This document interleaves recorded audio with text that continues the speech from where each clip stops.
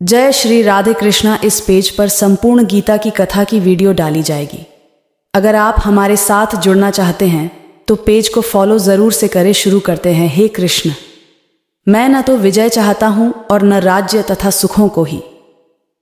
हे गोविंद, हमें ऐसे राज्य से क्या प्रयोजन है अथवा ऐसे भोगों से और जीवन से भी क्या लाभ है। हमें जिनके लिए राज्य, भोग और सुखादि अभीष्ट हैं, वे ही ये सब धन और जीवन की आशा को त्याग कर युद्ध में खड़े हैं। गुरुजन, ताऊ चाचे, लड़के और उसी प्रकार दादे, मामे, ससुर, पौत्र, साले तथा और भी संबंधी लोग हैं। हे मधुसूदन, मुझे मारने पर भी अथवा तीनों लोगों के राज्य के लिए भी मैं इन सबको मारना नहीं चाहता, फिर पृथ्वी के लिए तो कहना ही क्या। हे जनार्दन, धृतराष्ट्र के पुत्रों को मारकर हमें क्या प्रसन्नता होगी। इन आतताइयों को मारकर तो हमें पाप ही लगेगा। अतएव हे माधव, अपने ही बांधव धृतराष्ट्र के पुत्रों को मारने के लिए हम योग्य नहीं हैं, क्योंकि अपने ही कुटुंब को मारकर हम कैसे सुखी होंगे। यद्यपि लोभ से भ्रष्ट चित्त हुए ये लोग कुल के नाश से उत्पन्न दोष को और मित्रों से विरोध करने में पाप को नहीं देखते, तो भी हे जनार्दन, कुल के नाश से उत्पन्न दोष को जानने वाले हम लोगों को इस पाप से हटने के लिए क्यों नहीं विचार करना चाहिए। कुल के नाश से सनातन कुल धर्म नष्ट हो जाते हैं। धर्म के नाश हो जाने पर संपूर्ण कुल में पाप भी बहुत फैल जाता है। हे कृष्ण, पाप के अधिक बढ़ जाने से कुल की स्त्रियां अत्यंत दूषित हो जाती हैं।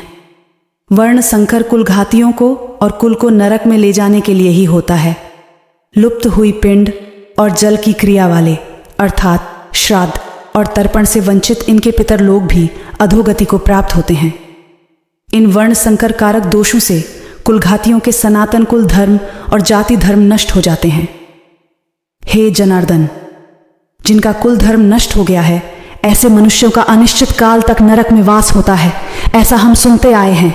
हाँ, शोक, हम लोग बुद्धिमान होकर भी महान पाप करने को तैयार हो गए हैं, जो राज्य और सुख के लोभ से स्वजनों को मारने के लिए उद्यत हो गए हैं।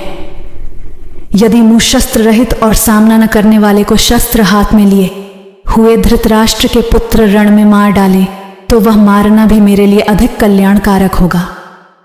संजय बोले, रणभूमि में शोक से उद्विग्न मन वाले अर्जुन इस प्रकार कहकर बाण सहित धनुष को त्याग कर रथ के पिछले भाग में बैठ गए। इस प्रकार उपनिषद, ब्रह्म विद्या तथा योग शास्त्र रूप श्रीमद् भगवद गीता के श्री कृष्ण अर्जुन संवाद में अर्जुन विषाद योग नामक प्रथम अध्याय संपूर्ण हुआ। जैसे मनुष्य पुराने वस्त्रों को त्याग कर दूसरे नए वस्त्रों को ग्रहण करता है, वैसे ही जीवात्मा पुराने शरीरों को त्याग कर दूसरे नए शरीरों को प्राप्त होता है। इस आत्मा को शस्त्र काट नहीं सकते, इसको आग जला नहीं सकती, इसको जल गला नहीं सकता और वायु सुखा नहीं सकती, क्योंकि यह आत्मा अच्छेद्य है। यह आत्मा अदाह्य, अक्लेद्य और निसंदेह अशोष्य है तथा यह आत्मा नित्य, सर्वव्यापी, अचल स्थिर रहने वाला और सनातन है। यह आत्मा अव्यक्त है, यह आत्मा अचिंत्य है और यह आत्मा विकार रहित कहा जाता है। इससे हे अर्जुन, इस आत्मा को उपर्युक्त प्रकार से जानकर तू शोक करने के योग्य नहीं है, अर्थात तुझे शोक करना उचित नहीं है। किंतु यदि तू इस आत्मा को सदा जन्मने वाला तथा सदा मरने वाला मानता है, तो भी हे महाबाहो, तू इस प्रकार शोक करने को योग्य नहीं है, क्योंकि इस मान्यता के अनुसार जन्मे हुए की मृत्यु निश्चित है और मरे हुए का जन्म निश्चित है। इससे भी इस बिना उपाय वाले विषम में तू शोक करने के योग्य नहीं है। हे अर्जुन, संपूर्ण प्राणी जन्म से पहले अप्रकट थे और मरने के बाद भी अप्रकट हो जाने वाले हैं, केवल बीच में ही प्रकट है। फिर ऐसी स्थिति में क्या शोक करना है।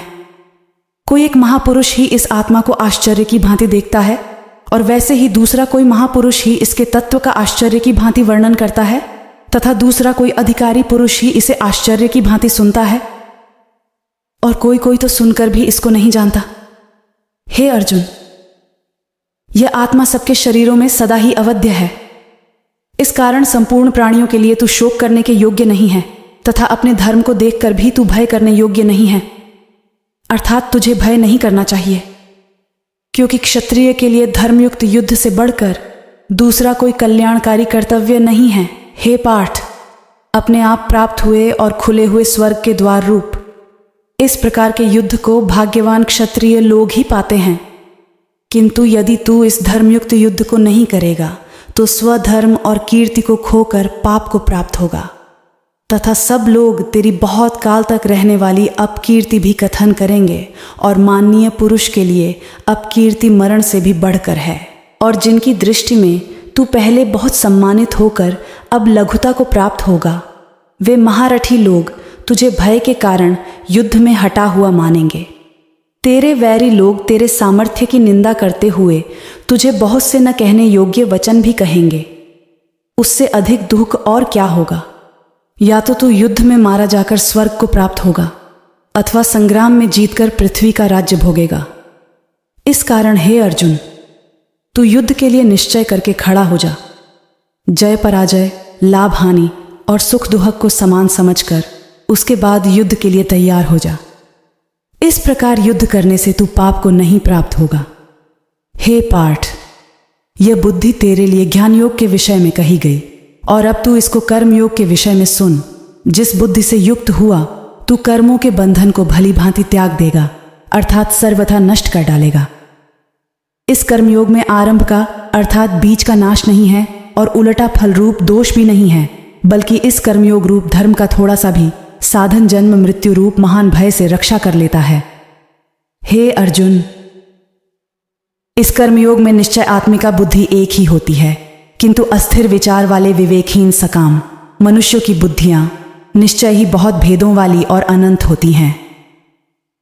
हे अर्जुन, जो भोगों में तन्मय हो रहे हैं, जो कर्म फल के प्रशंसक वेद वाक्यों में ही प्रीति रखते हैं, जिनकी बुद्धि में स्वर्ग ही परम प्राप्य वस्तु है, और जो स्वर्ग से बढ़कर दूसरी कोई वस्तु ही नहीं है, ऐसा कहने वाले हैं, वे अविवेकी जन इस प्रकार की जिस पुष्पित अर्थात दिखाऊ शोभायुक्त वाणी को कहा करते हैं, जो कि जन्म रूप कर्म फल देने वाली और भोग तथा ऐश्वर्य की प्राप्ति के लिए नाना प्रकार की बहुत सी क्रियाओं का वर्णन करने वाली है। उस वाणी द्वारा जिनका चित्त हर लिया गया है, जो भोग और ऐश्वर्य में अत्यंत आसक्त हैं, उन पुरुषों की परमात्मा में निश्चय आत्मिका बुद्धि नहीं होती। है अर्जुन, वेद उपर्युक्त प्रकार से तीनों गुणों के कार्य रूप समस्त भोगों और उनके साधनों का प्रतिपादन करने वाले हैं। इसलिए तू उन भोगों और उनके साधनों में आसक्तिहीन, हर्ष शोक आदि द्वंद्वों से रहित, नित्य वस्तु परमात्मा में स्थित, योग क्षेम को न चाहने वाला और स्वाधीन अंतकरण वाला हो। सब ओर से परिपूर्ण जलाशय के प्राप्त हो जाने पर छोटे जलाशय में मनुष्य का जितना प्रयोजन रहता है, ब्रह्म को तत्व से जानने वाले ब्राह्मण का समस्त वेदों में उतना ही प्रयोजन रह जाता है। तेरा कर्म करने में ही अधिकार है, उनके फलों में कभी नहीं। इसलिए तू कर्मों के फल का हेतु मत हो, तथा तेरी कर्म न करने में भी आसक्ति न हो। हे धनंजय, तू आसक्ति को त्याग कर तथा सिद्धि और असिद्धि में समान बुद्धि वाला होकर योग में स्थित हुआ कर्तव्य कर्मों को कर। समत्व भाव ही योग कहलाता है।